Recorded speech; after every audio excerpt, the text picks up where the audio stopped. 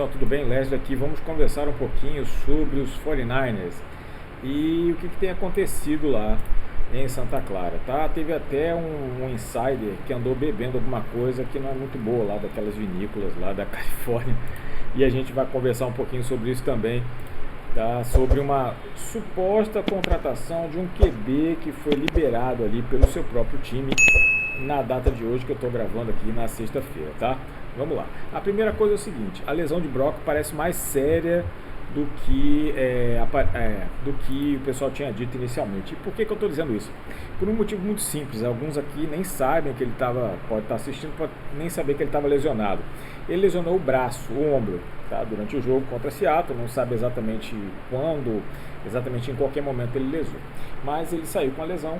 Primeiro eles disseram que foi como se fosse não era exatamente uma contusão, como se fosse era uma dor, a soreness, eu não sei nem traduzir esse negócio, mas era como se fosse uma contratura, um mau jeito também fosse isso. Só que aí o que aconteceu? No primeiro dia de treino ele não lançou nenhuma bola. Foi no treino, não lançou nenhuma bola. O pessoal já ficou meio assim.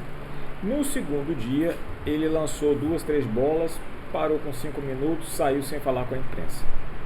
E hoje o John Lynch foi numa rádio, KNBR, lá em Santa Clara, e disse que eles ficaram muito satisfeitos com o resultado da ressonância de ombro. Aí eu falei, porra, cara, com esse histórico todo de eles não falam as lesões exatamente para a imprensa.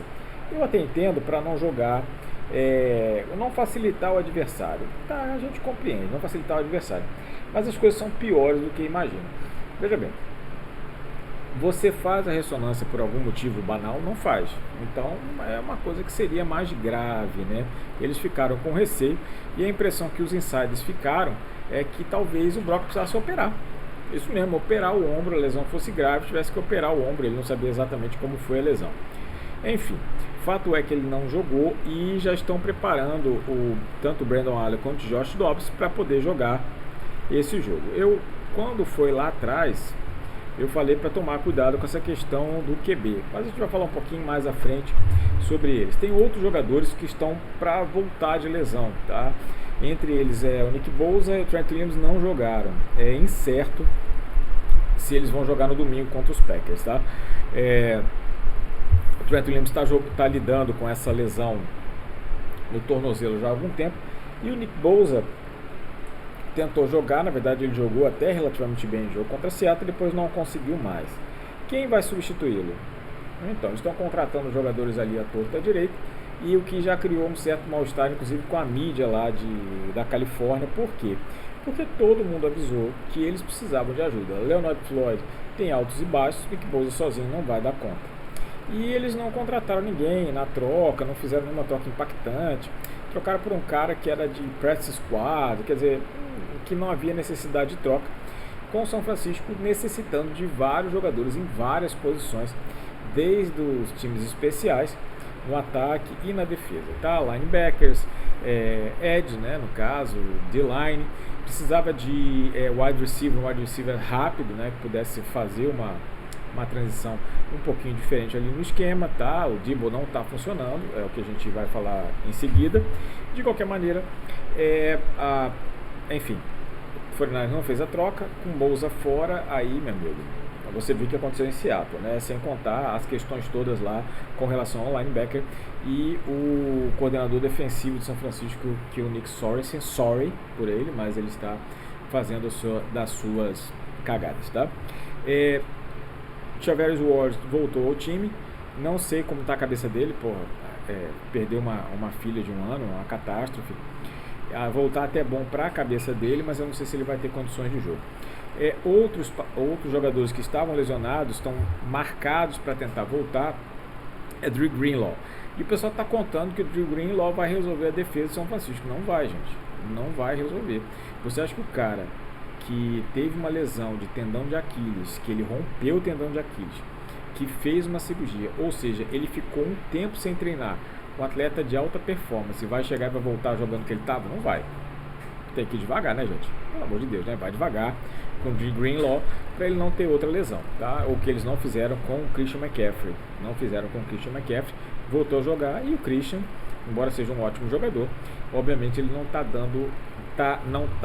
tendo o mesmo resultado que se esperava dele no ano passado. É óbvio, né? O cara está voltando de lesão, ficou um tempo sem treinar, força física, aquela coisa de entrosamento, não é a mesma coisa. Tem que esperar, tem que ir devagar, e o Kyle Shanahan está na teimosia dele, ele não consegue enxergar isso, tá? Então, são tópicos importantes. Voltas de lesões, não vejo qualquer possibilidade de, sem o Brock, ganhar esse jogo contra os Packers na mais do Lambeau Field, tá? De outros lesionados, George Kittle parece que vai voltar, é o motor da equipe, né? Deve voltar realmente, ao que tudo indica. O injury report não saiu, ele está travando aqui, mas até o que os insiders estão falando é que o George Kittle deve jogar. Vamos ver lá, ele mesmo confirmou que joga, mas a gente sabe que tem umas coisas que é só lá na hora, né? Mas o Jorge se conhece o próprio corpo, então é bem capaz dele jogar. Vamos falar agora sobre duas situações que o pessoal está comentando bastante, pedindo para eu falar com vocês. O primeiro deles, Deebo Samuel.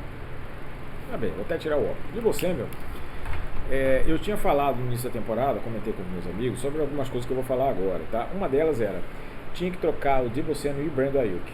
Não que o Brandon, você não está prevendo uma lesão ou prevendo um mau desempenho do Deebo Samuel, não era isso. Mas o que aconteceu foi o seguinte, eu falei isso aqui e repito, o time da NFC perde o Super Bowl, vai jogar, mas faltou um pouquinho, ano que vem a gente joga, não chega lá.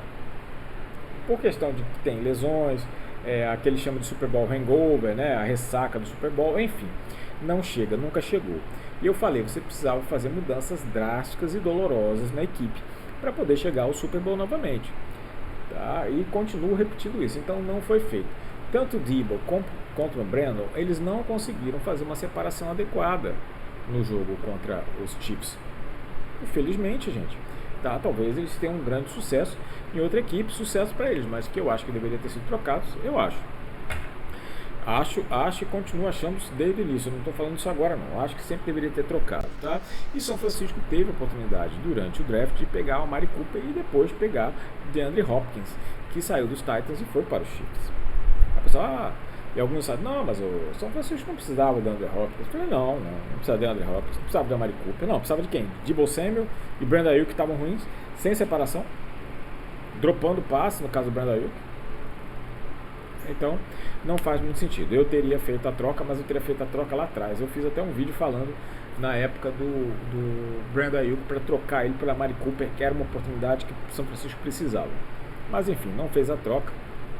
Então, tem tido uma grande dificuldade. Só para vocês terem uma ideia, o pass rating, ou seja, a capacidade de passe, né, o cálculo capacidade de passe do Brock, quando o Brock ele lança para George Kittle e Jawan Jennings, é 135, tá? É quase perfeito, acho que é todo 150. Qualquer outro, 85. Ou seja, é só o Brock ou são os recebedores que não estão conseguindo se posicionar, estão perdendo a bola e tal? É uma pergunta que se deve efetivamente fazer.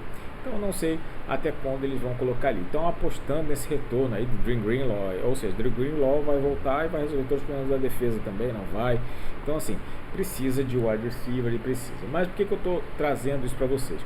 Deebo Samuel, ele está no que a gente chama de final de carreira, final do prime dele.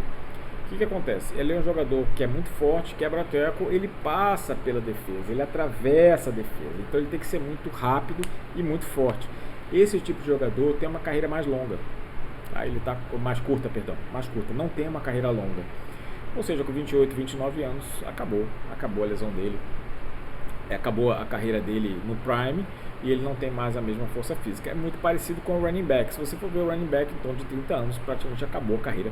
São pouquíssimos que passam disso, tá? A gente vai citar aqui, na liga mesmo, acho que só tem o Derrick Henry e o Christian McCaffrey com grande desempenho, né? Tem outros que estão ali, mas com desempenho adequado. Então, acho que o Deebo é mais um motivo para ter trocado lá atrás, mas isso realmente eu não tinha como prever. Não vou falar que eu tinha previsto isso porque eu não tinha. A minha facilidade, a minha opinião pela troca lá atrás é porque eu acho que precisava mudar os wide receivers do elenco, minha opinião. Inclusive eu achava que tinha que trazer um outro tight end. Enfim, Isso que a gente ia falar do Debo. E agora eu vou trazer uma última notícia, que eu não sei o que o Grant tomou. Grant Com tem até eu assisto bastante ele, porque é o seguinte: os Giants liberaram Daniel Jones, release Daniel Jones, e o Grant fez um vídeo que eu nem consegui assistir todo, tá? Eu só no início. Os Giants liberaram Daniel Jones. Os 49ers deveriam assinar com Daniel Jones? Sem resposta, né? Bota aqui nos comentários se você acha que deveria. Se você acha que não deveria, coloca só um O ou alguma coisa ali pra gente ver, tá? Não faz nenhum sentido contratar o Daniel Jones, tá? Nenhum sentido para os 49ers. Sim, quando começou a temporada, vieram me perguntar por que é que o São Francisco contratou o Josh Dobbs. Josh Dobbs é para que ele fosse trocado e ganhasse, ou quando terminasse o ano, ele fosse ganhar um dinheiro, ele contraria um contrato e São Francisco conseguiria um pick compensatório. Era para isso, tá? Eu advoguei que o São Francisco corresse atrás do Justin Fields, porque eu achava que o Justin Fields ou o Mac Jones, tá, que acabou indo para Jacksonville, e o Justin Fields acabou indo para Pittsburgh, para ser o reserva do Brock. Eu acho que valeria a pena ter alguém com mais talento e que tivesse condições de ganhar o jogo. Eu não sinto segurança tanto no Brandon Allen como no Josh Dobbs para ganhar esse jogo, por exemplo, contra o Packers. Mas se fosse o Justin Fields, não. O Justin Fields já jogou ali e tal, os caras têm um certo talento, já foi titular, então eu acho que deveria ter mais capacidade. Mas não, assim, não foi feito assim. São Francisco acha que consegue resolver com eles e tentem resolver. Mas de qualquer maneira, eu não sei qual foi o vinho estragado que o Grant tomou para falar sobre o Mac Jones, né?